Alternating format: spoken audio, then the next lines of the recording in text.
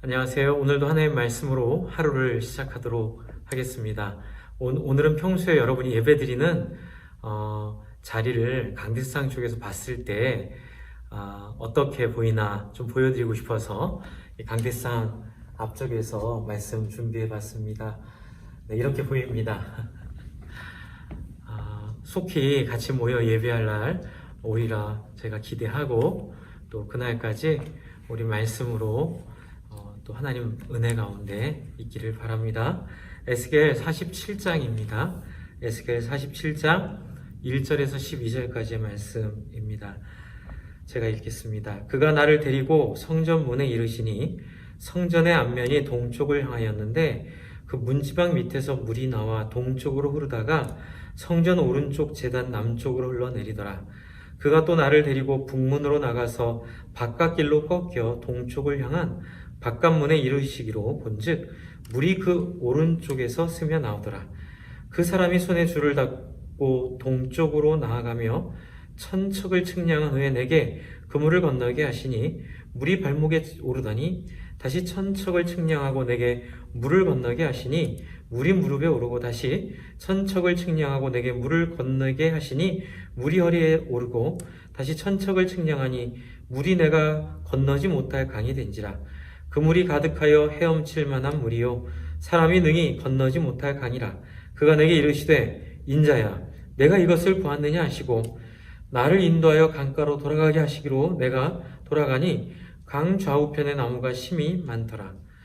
그가 내게 이르시되 이 물이 동쪽으로 향하여 흘러 아라바로 내려가서 바다에 이르리니 이 흘러내리는 물로 그 바다의 물이 되살아나리라.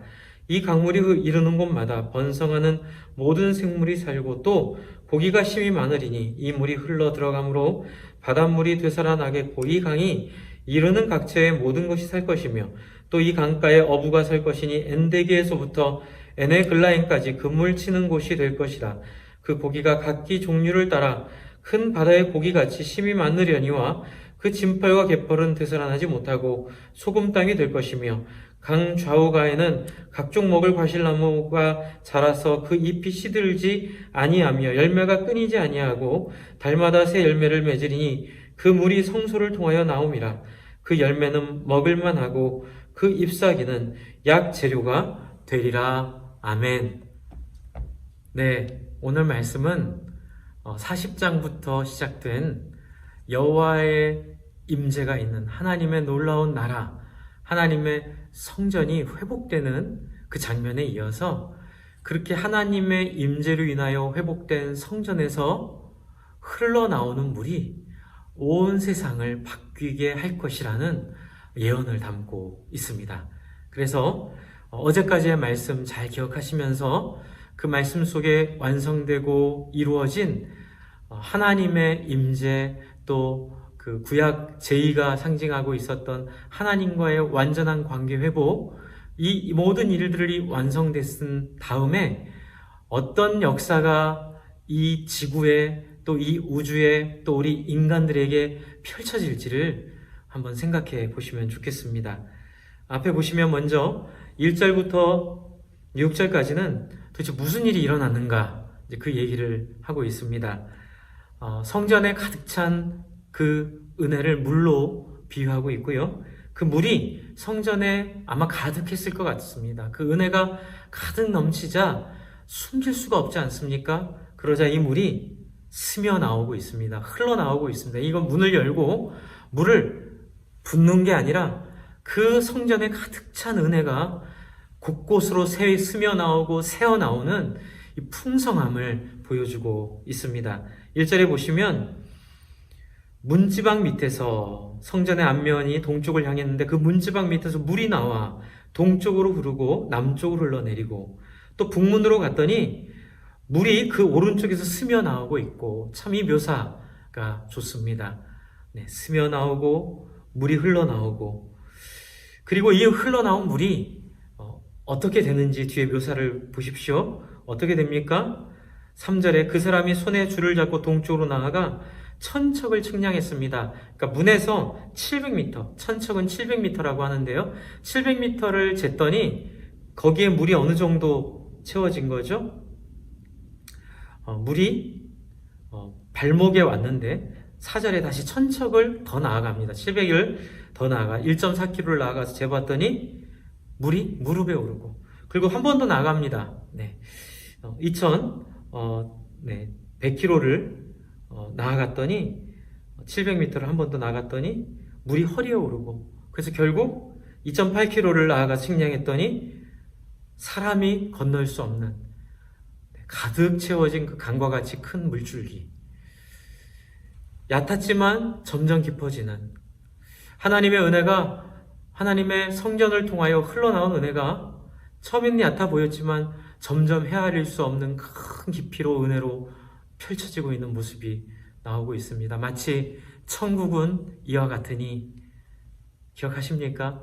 작은 겨자씨 하나가 뿌려졌지만 그 큰 나무가 되어 헤아릴 수 없는 풍성함을 보여준 것처럼, 점점 자라는 식물처럼 이 하나님의 은혜는 조금씩 깊어지지만 결국엔 감당할 수 없는 큰 역사로, 큰 은혜로 나오고 있음을 보여주고 있습니다. 이 묘사는 에스겔 8장에 이미 나온 이 네 장소로 상징되면서 우상 숭배가 점점점 깊어지고 있는 그 모습을 생각하면서 아마 또 이 묘사를 하지 않았을까, 대비하는 거죠. 우리의 죄가 그렇게 처음엔 별거 아닌 것처럼 시작했다가 나중엔 터무니없이 깊어진 것처럼, 하나님의 은혜도 처음에는 우리가 눈치채지 못했던 발목에 채워지는 얕은 물 같았는데 나중에는 우리를 다 감싸고 이 세상을 다 휘둘러 감는 놀랍고 큰 강이 되는 이 놀라운 역사를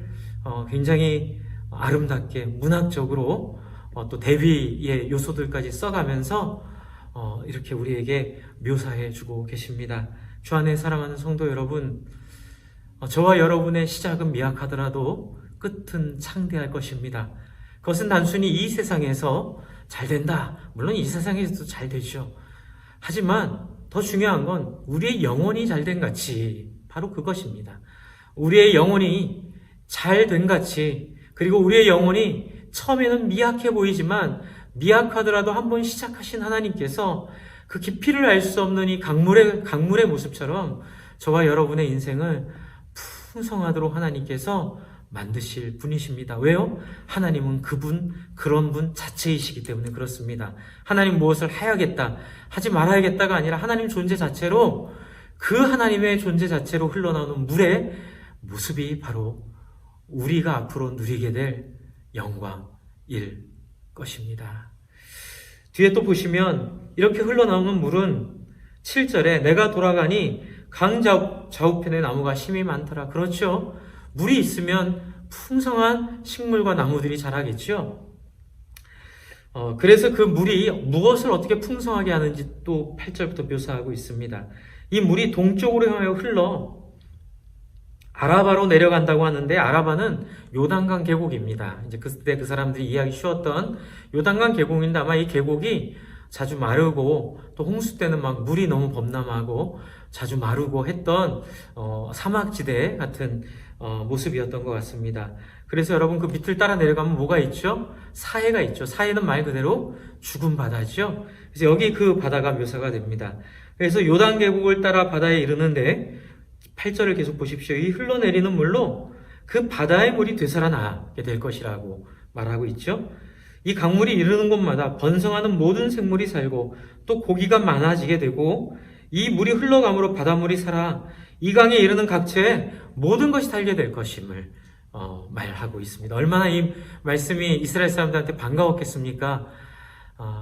사해가 물론 소금을 제공해줘서 좋은 면이 있지만 너무 많이, 그렇죠? 너무 지나치게 소금 바다여가지고 소금 외에는 아무 때도 쓸모가 없을 뿐만이 아니라 그 주변이 다 식물이고 뭐고 안 되는 황폐화된 땅입니다. 그렇기 때문에 이스라엘 사람들에게는 이 묘사가 주는 이미지가, 그림이 굉장히 강렬했을 것입니다.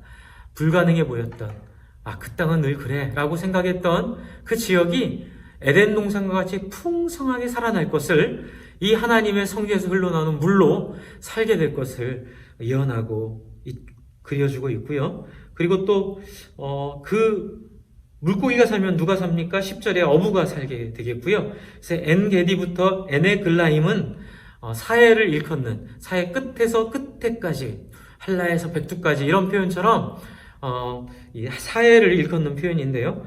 엔게디부터 에네글라임까지 그물 치는 곳이 될 것이다. 그래서 그 고기가 각기 종류를 따라 큰 바다의 고기같이 심이 많게 될 것이다. 이렇게 얘기하고 있습니다. 할렐루야.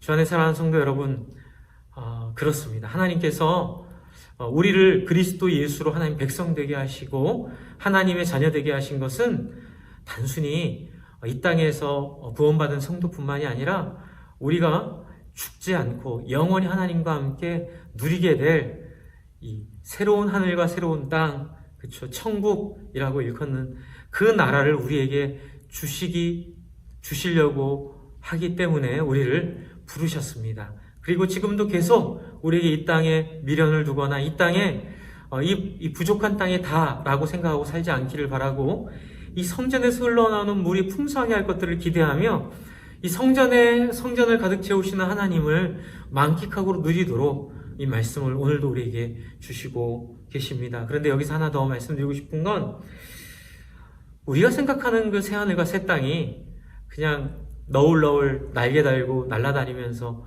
이렇게 있는 그런 곳이 아니라는 것입니다. 얼마나 여러분 그렇게 날아다니면 재미없겠습니까? 많은 분들이 이렇게 오해를 하시더라고요. 절대로 그렇지 않고요. 여기 보시면 그 짐벌과 개펄은 되살아나지 못하고 소금 땅이 될 것이다 라고 되어 있는데요. 갑자기 뜬금없이 왜 11절에 소금 땅으로 남는다는 좀 부정적인 뉘앙스가 있을까요? 저도 이제 이게 이상해서 찾아봤더니 그런 뜻이 아니고, 이 뜻은 이런 거예요.